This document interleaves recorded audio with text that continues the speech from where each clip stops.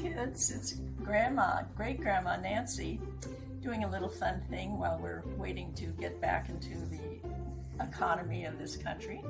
We're going to make a little mug cake. It's 1 minute after you mix it, and it's fun. You start off with a cup. I've already mixed a cup, 2.5 tablespoons of flour, 2.5 tablespoons of sugar, 2 tablespoons of cocoa, a little bit of baking powder, and a little bit of salt. And we're going to put that right in there.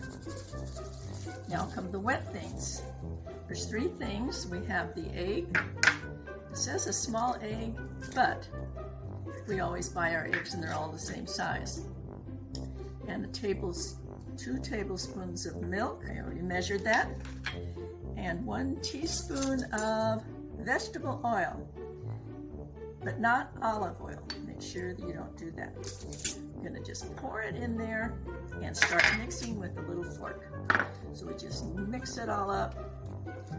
As soon as we get it all mixed, we're gonna add our chocolate chips.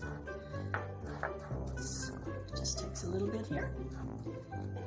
Okay, so that looks pretty mixed. What do you think? Add our chocolate chip, mix that in. Now here's the magic part. We're gonna take it and put it in the microwave for 1 minute. It's a pretty big cup, and if it needed a couple of seconds more, we could do that, but we have to be careful we don't overcook it, because then it'll get very tough. Okay, it stopped, it's beeping. Let's see what it looks like. It's all puffy. Pretty good texture. I could have evened it out a little bit. Now, the thing is, before you put your frosting on or your whipped cream, you let it cool for just a little bit. This is cool enough now we can try our whipped cream. So let's go. Whoa, almost out of there. And put a little sprinkle on top.